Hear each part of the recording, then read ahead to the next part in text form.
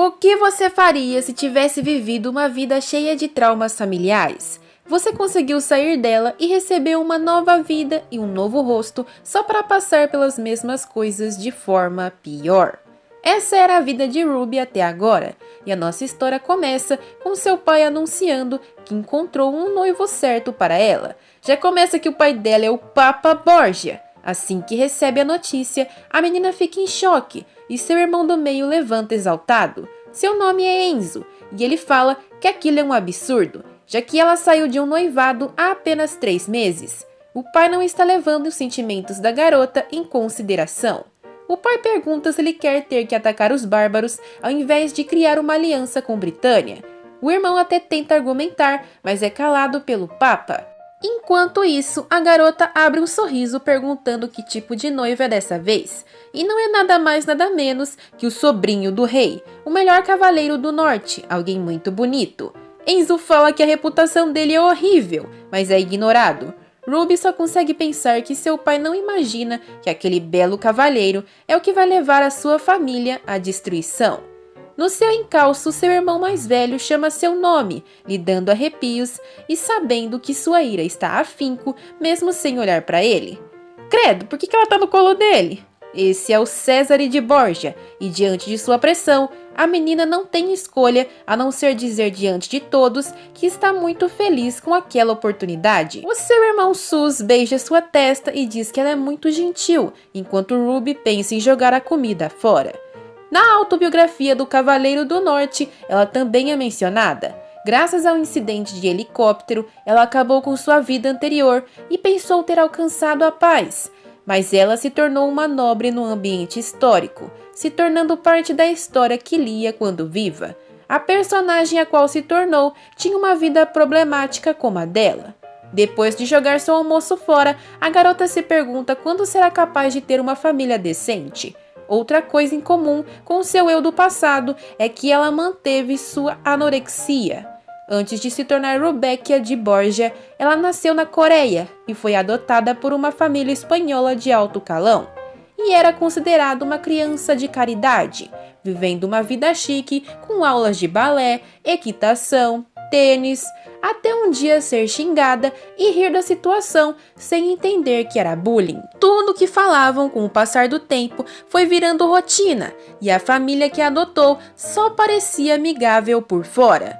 Ambos os seus pais possuíam amantes, seu segundo irmão desfrutava de uma vida com drogas, e sua irmã mais velha, a única que era sua fiel companheira, se despediu da vida por escolha própria aos 21 anos. Por último, e pior, seu irmão mais velho, que parecia o mais normal, era um monstro como seu pai. Agir como uma filha perfeita era obrigação, e se falhasse, ela era punida. No entanto, tudo se repetiu na sua nova vida. Aos 16 anos, ela leu um romance chamado Sodom e o Santo Grau, e ela se tornou a vilã desse romance, que gira em torno do poder papal. Os bons padres e a família do norte deram as mãos a fim de punir o Papa e a sua família. Ruby é filha dele e, com o destino, partirá dessa terra em breve, e ainda será pelas mãos do homem com quem se casou. Enquanto Ruby passava já por 4 noivados fracassados, seu quinto noivo, Isaac Van Omerta, serviu como cavaleiro sagrado aos 15 anos. E aos 17 já estava envolvido numa guerra intensa com monstros, literalmente a pessoa mais jovem a ganhar uma guerra. Depois disso, ele começou a mostrar sua dignidade como paladino, e não havia uma mulher que não tivesse seu coração balançado por ele. No entanto, ele insistiu em não se casar, o que deixava seu pai muito descontente. A única mulher a quem ele parecia ser próximo era Freya, a amiga de infância de sua irmã mais nova. Se analisar seu passado, é claro o motivo dele ser tão recluso assim. Provavelmente foi pelo falecimento de sua mãe, a princesa que se apaixonou pelo jovem duque, a princesa de Omerta que tirou sua vida. Aquele dia afetou para sempre a vida dos 2 irmãos. Já que aquela história foi lida pela prota há muito tempo, ela parece um borrão em sua memória. A realeza foi capaz de responder positivamente à união dela com seu sobrinho. Isso porque se não fosse Ruby ser aceita pelo Cavaleiro do Norte, seu irmão do meio, Enzo, que teria que tomar a mão da irmã de Isaac. Será que ela deveria fazer birra e deixar isso acontecer? A igreja atualmente tem todos os seus soldados no campo de batalha, e por isso não estão sendo capazes de lidar com a invasão dos bárbaros. O preço pelo apoio militar de Britânia foi esse casamento. Mas por que na história original Isaac destruiu a família de sua esposa? Isso porque Rebecca envenenou sua irmã. Era compreensível ele estar com raiva, mas a vilã foi obrigada a fazer isso pelo seu irmão mais velho. Embora tenha sido dito que a Ruby era uma vilã maligna e também espiando a casa papal, sua personalidade não era agradável. Mesmo que fosse a irmã de Isaac ou sua amiga de infância, ela tratava todas como empregadas. Depois de entrar por 3 anos naquela história, a prota consegue entender, no entanto, por que a garota era assim. A princesa querida de Romagna, a cotovia da Sistina, bela e sorridente, era nada mais nada menos que uma peça bem orquestrada. E tudo era igual à sua vida passada. César, seu irmão mais velho, entra na sala em que sua irmã está, chamando por ela. Ele diz estar preocupado com ela e por isso veio. Nem parece que ele é uma pessoa ruim quando age como irmão carinhoso assim. César lhe pergunta se ela está insatisfeita com seu casamento. Enquanto a garota maldiz aquela estátua de tartaruga feia, ela pensa que não pode falar a verdade para não apanhar, e apenas conta que estará muito longe quando for para o norte. Ruby fala que se sentirá solitária sem ele, e seu irmão a lembra que terá a presença de seu marido. Falsamente, a menina afirma que queria viver para sempre com ele. Enquanto seu irmão faz carinho em seus cabelos, ele diz que é uma honra a beleza de Romagna querer estar com ele. Nunca se sabe quando César ficará violento. A barreira protetora que a protegia se dissipou em um instante. Gente, eu já disse que esse irmão é sus? Apenas com esse toque, a garota já fica arrepiada, já que se recorda das chibatadas que já levou. Seu irmão sempre foi obcecado por ela, e mesmo assim nunca hesitou nem por um segundo em machucá-la e usá-la. Quando ela fez 15 anos e estava se acostumando já à sua vida, ela deveria ter se casado com o duque do reino de Urbanaut, alguém que na história original foi criado apenas para ser motivo de chacota. Debocharam dele por causa de sua disfunção erétil, e mais tarde ele estaria envolvido com a ruína da sua família por vingança. Ela teve de estar tão ligada à sua nova família que evitou de se casar com ele para que a família não fosse levada para a ruína também. E aquela foi a primeira vez que o olhar julgador do seu pai, o Papa, recaiu sobre ela. Arrepios se espalharam por sua pele e Ruby entendeu que aquela casa não era diferente da sua anterior.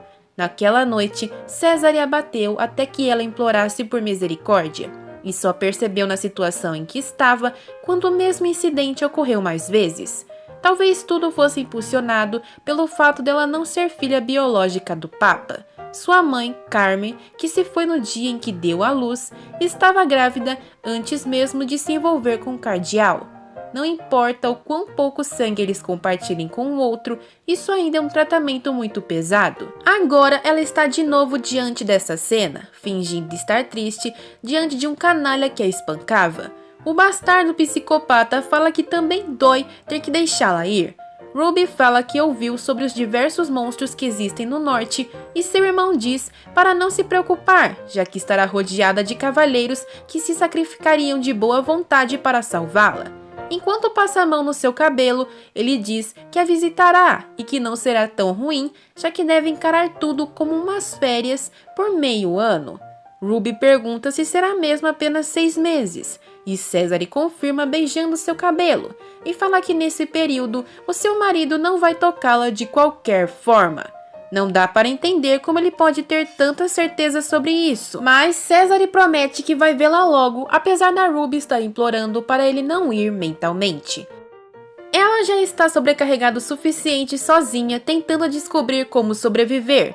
Embora no começo ela achasse que tudo ficaria bem se ela não tentasse envenenar a irmã de Isaac, o seu irmão mais velho tomaria uma atitude se ela não obedecer. E se for feito, ninguém acreditará que ela é inocente nesse cenário. Ela precisa evitar que sua cunhada seja assassinada por algum tempo e fazer todos acreditarem que ela nunca, jamais, seria capaz de cometer um ato daqueles. Ela precisa agir como agia na sua vida passada. Ruby desce as escadas de sua casa vestida de noiva e seu pai fica emocionado vendo-a assim. Ele diz que ela está linda de noiva e todos do norte se apaixonarão por ela. A garota finge estar chorando enquanto seu pai a tranquiliza, já que não será seu último encontro com ela. Antes fosse, né? Ela mente dizendo que sentirá sua falta, mas seu pai sorri dizendo que também passarão por isso. E no momento, é triste que seu irmão mais velho não possa acompanhá-la pessoalmente. Por que você acha que ela está tão aliviada hoje, hein? Querendo ou não, ainda há rumores estranhos sobre Césare e ela. E é possível sentir os nortistas a olhando feio. Seu irmão Enzo começa a resmungar sobre o quão irritado ele está com aquela comoção. Ele estende seus braços emburrado e então abraça sua irmã. Embora sua arrogância seja altíssima e ele seja um encrenqueiro de primeira, ao menos Enzo é alguém que nunca machucou ela.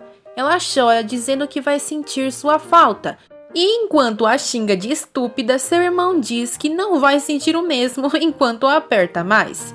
César interrompe o único momento feliz de Ruby naquele dia, chamando-a para se despedir. Ele limpa uma lágrima de seus olhos e ela pede novamente, mentindo, para ele vir visitá-la. Nesse momento, a garota percebeu o quão ridiculamente forte era o seu senso de sobrevivência.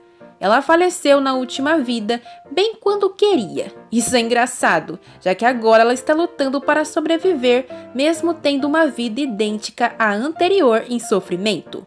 Ruby sai dali pensando sobre aquilo, enquanto no norte aguardam sua presença.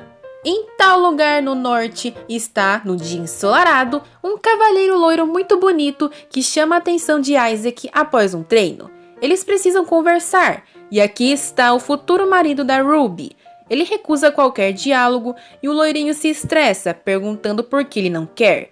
Ellen, a irmã de Isaac, disse para não dar ouvidos a ele, mas o guarda retruca que não é sua irmã que precisa aturá-lo todos os dias no treino com aquela cara feia.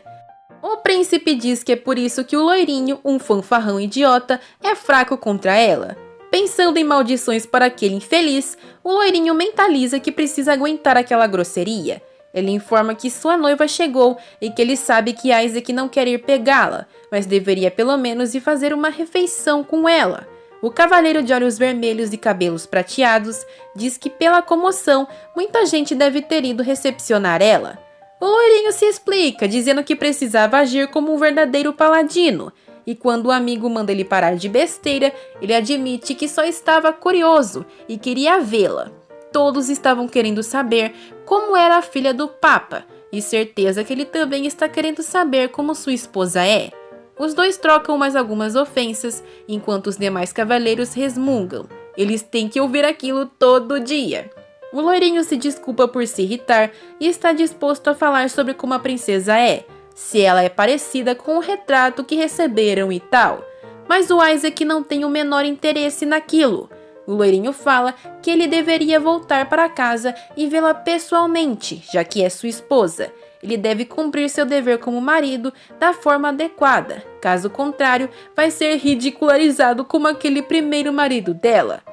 Isaac quer saber quanto tempo aquela palhaçada vai durar, mas ninguém está pronto para que dure para sempre. Afinal, a Ruby já teve 4 noivados. E o querido de olhos vermelhos não é nada fácil de lidar também. Ele deve tentar um pouco e não ir apenas atrás da Freya. Mas duvido que ele está ouvindo os conselhos do loirinho. O cavaleiro conta que mais cedo, quando a noiva estava sendo escoltada para o castelo pelo Sir Evance, que compareceu ao casamento no lugar do príncipe, era perceptível que ela sofrera enjoos durante toda a viagem, mas mesmo assim ela sorria brilhantemente e radiante, tão linda como diziam os rumores. Ao mesmo tempo ela parecia um pouco frágil. O loirinho fala que ela era pequena, tipo muito mesmo. Então um olhar sujo como o dele seria o suficiente para fazer ela ter um ataque do coração. Mesmo ele não gostando do noivado, ele precisa pensar na visão dela também. O quão assustador deve ser para ela, que se sente como uma refém por ali. O loirinho diz estar tão atencioso assim com a senhorita, porque o seu camarada está tendo a chance de se casar com o anjo da Capela Sistina. talarico! O loirinho desconversa e diz que ele deve ser atencioso. Nesse momento, um terceiro cavaleiro chega falando mal sobre a reputação dos Borgia e dizendo que o loirinho se apaixonou à primeira vista por uma donzela desconhecida. Ele aponta sua espada para o loirinho, que o dá um puxão de orelha por seu comentário rude e por ter apontado uma espada para o seu sênior. Aquele é Lorenzo, e o motivo de fazer tanta algazarra é porque estava querendo oferecer sua irmã Freya ao Isaac. Quando ele se divorciar da mulher Borgia, pode se casar com ela.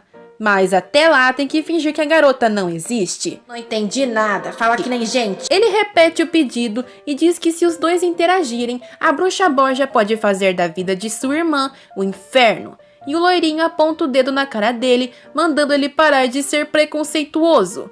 O Lorenzo fala que não é isso e que sua irmã estava chorando após voltar do castelo de Omerta naquele dia. E aquilo deve ser culpa da recém-chegada, já que a Lady Rubeckia chegou quando Ellen e Freya estavam dando uma festa do chá. Como a Freya gosta do Isaac, é óbvio que ela choraria ao ver a noiva dele, né? O Palatino começa a se afastar, ignorando os comentários insistentes do seu amigo. O loirinho apenas observa enquanto o garoto se vai. Será que ele tá indo conhecer a Ruby? Como que esse encontro será? Já adianto que não vai ser como vocês imaginam, hein? Se gostaram deste vídeo, deixem o like e compartilhem. Saberemos mais dessa obra em breve. Muito obrigada por assistir até aqui e sayonara!